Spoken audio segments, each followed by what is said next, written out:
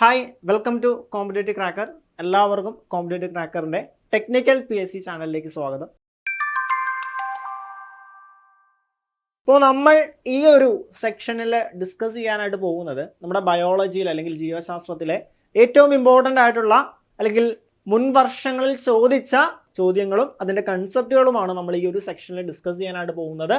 അപ്പോൾ നമുക്ക് നേരെ എന്ത് ചെയ്യാം, ക്ലാസ്സിലേക്ക് കിടക്കാം. ഓക്കെ, അപ്പോൾ നമ്മുടെ ഒന്നാമത്തെ ചോദ്യം എന്ന് പറയുന്നത് നമ്മുടെ മനുഷ്യ ശരീരവുമായിട്ട് ബന്ധപ്പെട്ടതാണ്. അതിലെ നമ്മുടെ ഉമിനീരുമായിട്ട് ബന്ധപ്പെട്ട ഒന്നാമത്തെ ചോദ്യം, അതായത് ഉമിനീരിൽ അടങ്ങിയിരിക്കുന്ന ഏത് രാസാഗ്നിയാണ് രോഗാണുക്കളെ നശിപ്പിക്കുന്നത്? അല്ലേ, നമുക്കറിയാം ഉമിനീർ ഗ്രന്ഥികളാണ് ഉമിനീരുകൾ ഉൽപ്പാദിപ്പിക്കുന്നത്. നമ്മുടെ ദഹനം ആരംഭിക്കുന്നത് എവിടെ നിന്നാണ് എന്ന് ചോദിക്കുവാണെങ്കിൽ അറിയാം, വായിൽ നിന്നാണ് ദഹനം ആരംഭിക്കുന്നത്. പല്ലുകളും ഉമിനീരും അതുപോലെ നാവും എല്ലാം ദഹനത്തിന് സഹായിക്കുന്നുണ്ട്. അതേപോലെ ഉമിനീരിൽ പ്രധാനമായിട്ടുമുള്ള മൂന്ന് ഘടകങ്ങൾ ഏതൊക്കെയാണെന്ന് ചോദിച്ചു കഴിഞ്ഞാൽ ഒന്നാമത്തെ ഘടകം എന്ന് പറയുന്നത് സലൈവറി അമിലേസ് ആണ്.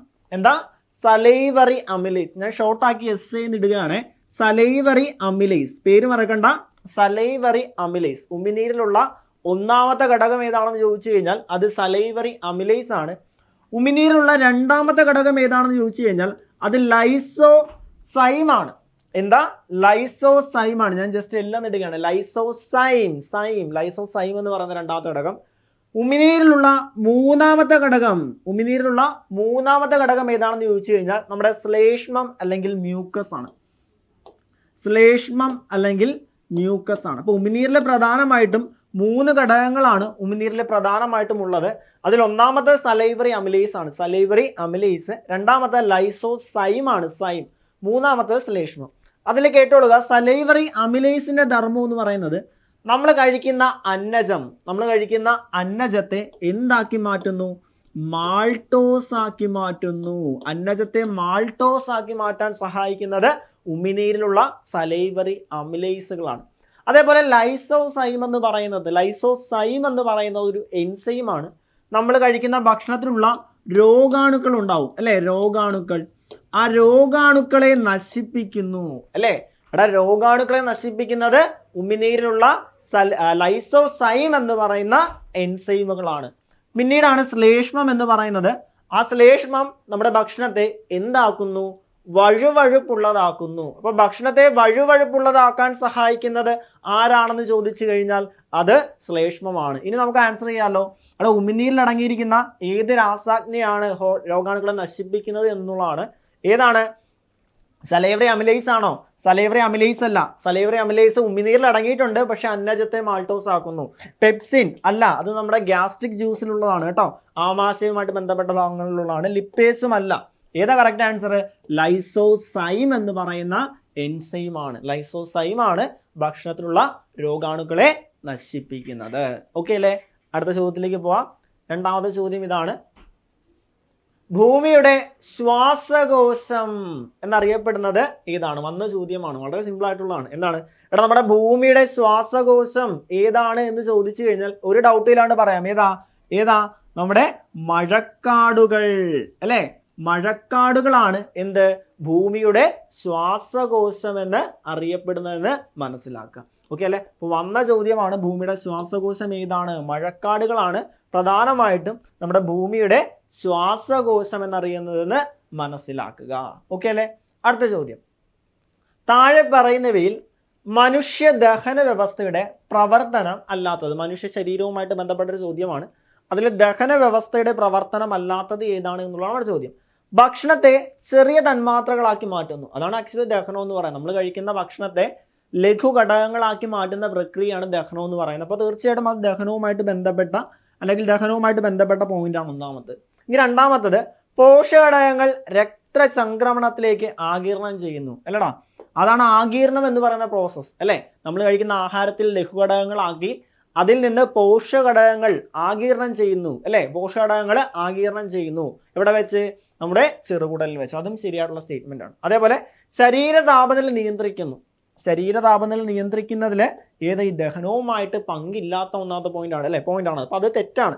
അടുത്തത് ശരീരത്തിൽ നിന്ന് മാലിന്യങ്ങൾ നീക്കം ചെയ്യുന്നത്. തീർച്ചയായിട്ടും ദഹനത്തിന്റെ ഫലമായിട്ടുണ്ടാകുന്ന മാലിന്യങ്ങൾ നീക്കം ചെയ്യുന്നത് അത് ഈ ദഹന വ്യവസ്ഥയുമായിട്ട് റിലേറ്റ് ചെയ്ത കാര്യം തന്നെയാണ്. സോ അതും കറക്റ്റ് പോയിന്റ് ആണ്. അപ്പൊ ഇതിൽ ഉൾപ്പെടാത്തത് ഏതാണെന്ന് ചോദിച്ചു കഴിഞ്ഞാൽ തീർച്ചയായിട്ടും പറയാം എന്താണ്, ശരീര താപനില നിയന്ത്രിക്കുക എന്നുള്ളതാണ് ദഹന വ്യവസ്ഥയുടെ ഭാഗങ്ങളിൽ അല്ലെങ്കിൽ ദഹന വ്യവസ്ഥയുമായിട്ട് ബന്ധപ്പെട്ട് പെടാത്ത പോയിന്റ്. അപ്പോൾ ആൻസർ ഓപ്ഷൻ സി ആണ്. ഓക്കെ, അടുത്ത ചോദ്യത്തിലേക്ക് കടക്കാം. അടുത്ത ചോദ്യം ഇതാണ്, താഴെ പറയുന്നവയിൽ കാൽസ്യത്തിന്റെ അഭാവം മൂലം ഉണ്ടാകുന്ന രോഗങ്ങൾ. അതാണ് നമ്മൾ അപര്യാപ്ത രോഗങ്ങൾ എന്ന് പറയുന്നത് അല്ലെ. എന്തിനെങ്കിലും കുറവ് മൂലം ഉണ്ടാകുന്ന രോഗങ്ങളെയാണ് നമ്മൾ അപര്യാപ്തത രോഗങ്ങൾ എന്ന് പറയുന്നത്. ഇവിടെ കാൽസ്യത്തിന്റെ കുറവ് മൂലം ഉണ്ടാകുന്ന രോഗം ഏതാണ് എന്നുള്ളതാണ് നമ്മുടെ ചോദ്യം. അവിടെ ഏതാണ് നമുക്കറിയാം, നിശാന്തത എന്ന് പറയുന്നത്, നിശാന്തത രാത്രിയിൽ കാഴ്ചയില്ലാത്ത അവസ്ഥ, അത് ഏതുമായിട്ട് ബന്ധപ്പെട്ടതാണ്? വിറ്റാമിൻ അല്ലെ, വിറ്റാമിൻ എയുമായിട്ട് ബന്ധപ്പെട്ട് വിറ്റാമിൻ എയുടെ കുറവ് മൂലം രാത്രി കാഴ്ചയില്ലാത്ത അവസ്ഥയാണ് നിശാന്തത എന്ന് പറയുന്നത്. വിറ്റാമിൻ എയുടെ കുറവ് മൂലം രാത്രി കാഴ്ചയില്ലാത്ത അവസ്ഥ നിശാന്തത. വിറ്റാമിൻ എ തുടർച്ചയായിട്ട് ലഭിക്കാതിരുന്നാൽ അല്ലെ കാഴ്ച തന്നെ സാരമായിട്ട് ബാധിക്കുന്നു, അല്ലെങ്കിൽ കോർണിയൊക്കെ സംഭവിക്കുന്ന ഒരവസ്ഥയുണ്ട്. എന്താ, വിറ്റാമിൻ എയുടെ കുറവ് മൂലം ഉണ്ടാകുന്ന രോഗം നിശാന്തത. വിറ്റാമിൻ എയുടെ തുടർച്ചയായിട്ടുള്ള കുറവ് മൂലം ബാധിക്കുന്ന രോഗാവസ്ഥ ഏതാണെന്ന് ചോദിച്ചു കഴിഞ്ഞാൽ അത് സിറോഫ്താൽമിയ. അത് ഇമ്പോർട്ടൻ്റ് ആണ്, പലതവണ ചോദിച്ചിട്ടുണ്ട്. അടുത്ത് ബെറി. വിറ്റാമിൻ B1 കുറവ് മൂലം ഉണ്ടാകുന്ന രോഗമാണ് എന്തെന്ന് പറയുന്നത്, ബെറി എന്ന് പറയുന്നത്. പിന്നീട് നമ്മുടെ ഓസ്റ്റിയോപോറിസിസിലേക്ക് വരുമ്പോൾ, ഏതാ ഓസ്റ്റിയോപോറിസിസ്?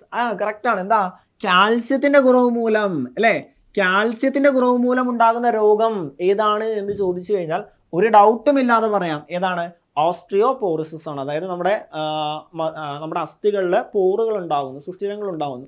തന്മൂലം അസ്ഥി ബലക്ഷയം സംഭവിക്കുന്ന അവസ്ഥയാണ് നമ്മൾ ഓസ്റ്റിയോപോറിസിസ് എന്ന് പറയുന്നത്. അപ്പോൾ ഓസ്റ്റിയോപോറിസിസ് എന്ന് പറയുന്നത് കാൽസ്യത്തിന്റെ കുറവ് മൂലം ഉണ്ടാകുന്ന രോഗമാണ്. പിന്നീട് പെല്ലഗ്ര എന്ന് പറയുന്നത് ഏതാണ്, വിറ്റാമിൻ B3 കുറവ് മൂലം അല്ലെ, വിറ്റാമിൻ B3 കുറവ് മൂലം ഉണ്ടാകുന്ന രോഗമാണ് പെല്ലഗ്ര എന്ന് കൂടി മനസ്സിലാക്കുക. അടുത്ത ചോദ്യത്തിലേക്ക് കടക്കാം.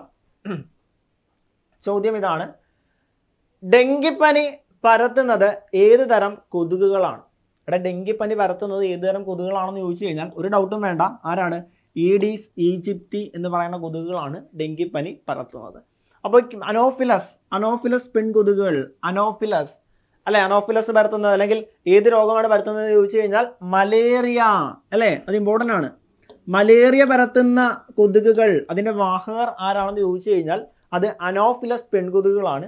ഇനി ക്യൂലസിലേക്ക് വരുമ്പോൾ മന്ത് അല്ലെ, ഫൈലേറിയൻ വിരകൾ പരത്തുന്ന രോഗമാണ് മന്ത് എന്ന് പറയുന്നത്. മന്തിന്റെ വാഹകർ ആരാണെന്ന് ചോദിച്ചു കഴിഞ്ഞാൽ ക്യൂലസ് ആണ്. പലതവണ റിപ്പീറ്റഡ് ആയിട്ട് ചോദിച്ചിട്ടുണ്ട്. എന്താണ്, അനോഫിലസ് എന്ന് പറയുന്ന കൊതുകുകൾ, പെൺകൊതുകുകൾ മലമ്പനിയുടെ വാഹകരാണ്. മലമ്പനി എന്ന് പറയുന്ന പ്രോട്ടോസോ പരത്തുന്ന രോഗമാണ്. അതേപോലെ ക്യൂലസ് എന്ന് പറയുന്നത് മന്ത് പരത്തുന്ന വാഹകരാണ് ക്യൂലസ് കൊതുകുകൾ എന്ന് പറയുന്നത്. അത് മന്ത് എന്ന് പറയുന്ന രോഗം ഫൈലേറിയൻ വിരകൾ പരത്തുന്ന രോഗമാണെന്ന് മനസ്സിലാക്കുക. പിന്നീടാണ് ഡെങ്കിപ്പനി എന്ന് പറയുന്ന ആരാണ്, ഈഡീസ് ഈജിപ്തി എന്ന് പറയുന്ന കൊതുകുകളാണ് ഡെങ്കിപ്പനി പരത്തുന്നത് കൂടി മനസ്സിലാക്കുക. ഓക്കെ അല്ലേ? യെസ്. അടുത്ത ചോദ്യം ഇതാണ്, കൃത്യമായ പ്രജനന കാലഘട്ടമുള്ള ജീവികളെ നിയന്ത്രിക്കുന്ന ഹോർമോൺ ഏത്? നമ്മുടെ മനുഷ്യ ശരീരത്തിൽ ഉൽപ്പാദിപ്പിക്കുന്ന രാസവസ്തുക്കളെയാണ് നമ്മൾ ഹോർമോണുകൾ എന്ന് പറയുന്നത്. ഒരുപാട് ഹോർമോണുകളുണ്ട്. നമുക്ക് ഏറ്റവും ഇമ്പോർട്ടൻ്റ് ആയിട്ടുള്ള ഇതിൽ നമ്മുടെ ജൈവ ഘടികാരം എന്നറിയപ്പെടുന്ന ഹോർമോൺ, അതാണ് ആക്ച്വലി എന്തെന്നറിയപ്പെടുന്നത് ഈ പ്രജനന കാലഘട്ടം അല്ലെ. സീസണൽ ബ്രീഡേഴ്സ് ആയിട്ടുള്ള ആനിമൽസ് ഉണ്ട്, ആ ഒരു സീസണിൽ മാത്രമേ അത് ബ്രീഡ് ചെയ്യുകയുള്ളൂ. അത്തരം ആനിമൽസിനെ നിയന്ത്രിക്കുന്ന ഹോർമോൺ ഏതാണ് എന്നുള്ളതാണ് നമ്മുടെ ചോദ്യം.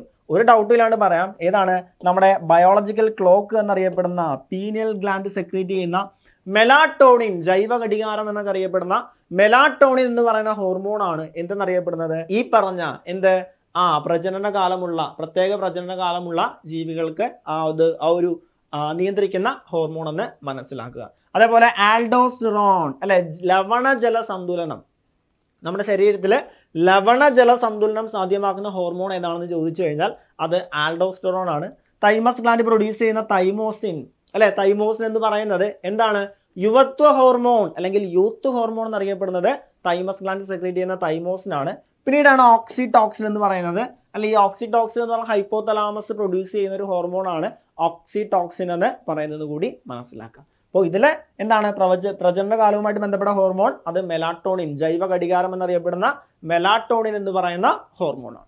അടുത്തൊരു ചോദ്യത്തിലേക്ക് കിടക്കാം.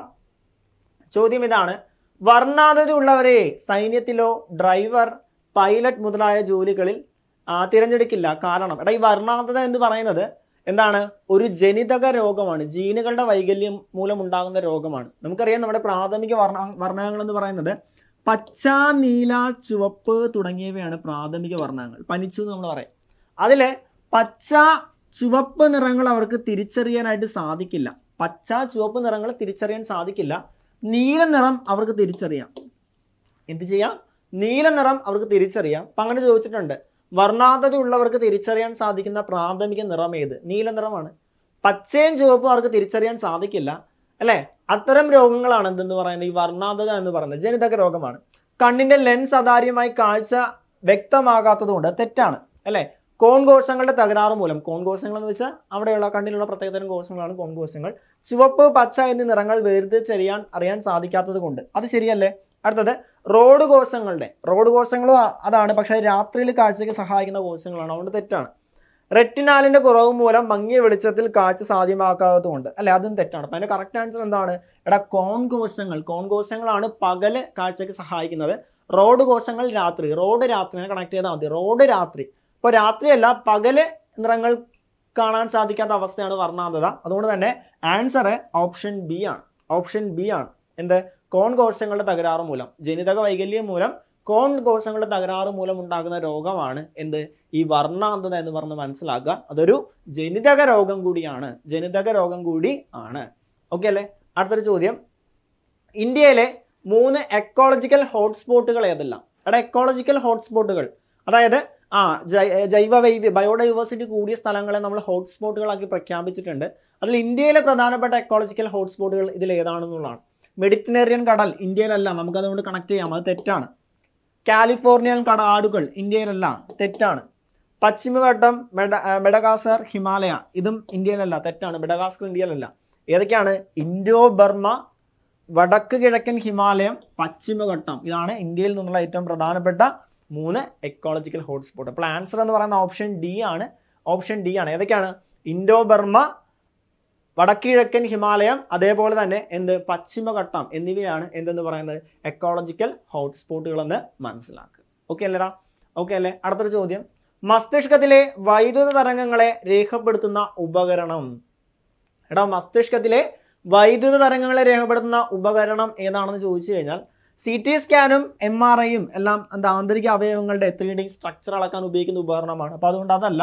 നമുക്ക് കൺഫ്യൂഷൻ ഉള്ളത് ECGയും EEGയും ആണ്.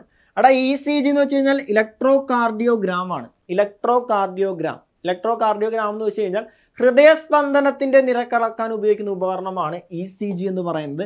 So ECG that related to heart. അടുത്താണ് EEG, ഇലക്ട്രോ എൻസിഫലോഗ്രാം എന്ന് പറയുന്നത്. ആ ഇലക്ട്രോ എൻസിഫലോഗ്രാം മസ്തിഷ്കത്തിന്റെ വൈദ്യുത സ്പന്ദനങ്ങൾ തിരിച്ചറിയാൻ സഹായിക്കുന്ന ഉപകരണമാണ്. അല്ലടാ, ECG എന്ന് പറയുന്നത് ഹൃദയത്തിന്റെ വൈദ്യുത സ്പന്ദനം തിരിച്ചറിയാൻ സഹായിക്കുന്ന ഉപകരണവും EEG എന്ന് പറയുന്നത് മസ്തിഷ്കത്തിന്റെ വൈദ്യുത സ്പന്ദനം തിരിച്ചറിയാൻ സഹായിക്കുന്ന ഉപകരണം കൂടിയാണെന്ന് മനസ്സിലാക്കുക. അപ്പോൾ ഇവിടെ ചോദിച്ചിരിക്കുന്നത് മസ്തിഷ്കത്തിന്റെ വൈദ്യുത സ്പന്ദനം തിരിച്ചറിയാൻ സഹായിക്കുന്ന ഉപകരണം ഏതാണ് എന്നുള്ളതാണ്. അതേതാണ്? ഇലക്ട്രോ എൻസിഫലോഗ്രാം അല്ലെങ്കിൽ EEG ആണ്. ഇതെല്ലാമാണ് പ്രീവിയസ് ഇയറിൽ ചോദിച്ച പ്രധാനപ്പെട്ട ചോദ്യങ്ങൾ എന്ന് പറയുന്നത്. നമ്മുടെ ഡ്രൈവർ പരീക്ഷകൾക്ക് വളരെ ചുരുങ്ങിയ സമയം മാത്രമേ ഇനി നമ്മളുടെ കയ്യിലുള്ളൂ. അപ്പോൾ ആ സമയം വളരെ യൂസ്ഫുൾ ആയിട്ട് വിനിയോഗിക്കുക എന്നുള്ളതാണ് നിങ്ങളുടെ മുന്നിലുള്ളത്. കാരണം ഒരുപാട് അവസരങ്ങൾ ഉള്ള ഒരു മേഖല തന്നെയാണ് നമ്മുടെ ഡ്രൈവർ. ഒരു ഗവൺമെൻറ് ജോലി സ്വപ്നം കാണുന്ന ഉദ്യോഗാർത്ഥികൾക്ക് അല്ലേ പഠിക്കാൻ സാധിക്കുന്ന അല്ലെങ്കിൽ ഒന്ന് ശ്രമിച്ചു കഴിഞ്ഞാൽ വളരെ എളുപ്പത്തിൽ നേടിയെടുക്കാൻ സാധിക്കുന്ന ഒരു പോസ്റ്റ് തന്നെയാണ് ഡ്രൈവർ എന്ന് പറയുന്നത്. ആ ചുരുങ്ങിയ സമയം ഏറ്റവും ഇമ്പോർട്ടൻ്റ് ആയിട്ടുള്ള കാര്യങ്ങൾ മാത്രം പഠിക്കാൻ ആഗ്രഹിക്കുന്ന ഉദ്യോഗാർത്ഥികളാണ്, അല്ലെങ്കിൽ അത് അങ്ങനെ പഠിച്ച് നല്ല ഒരു റാങ്കിലേക്ക് എത്താൻ ആഗ്രഹിക്കുന്ന ഒരു ഉദ്യോഗാർത്ഥിയാണ് എങ്കിൽ തീർച്ചയായിട്ടും നിങ്ങൾക്ക് വേണ്ടിയിട്ടാണ് ഞങ്ങളുടെ ഏറ്റവും പുതിയൊരു ബാച്ച് നമ്മൾ സ്റ്റാർട്ട് ചെയ്യുന്നുണ്ട്.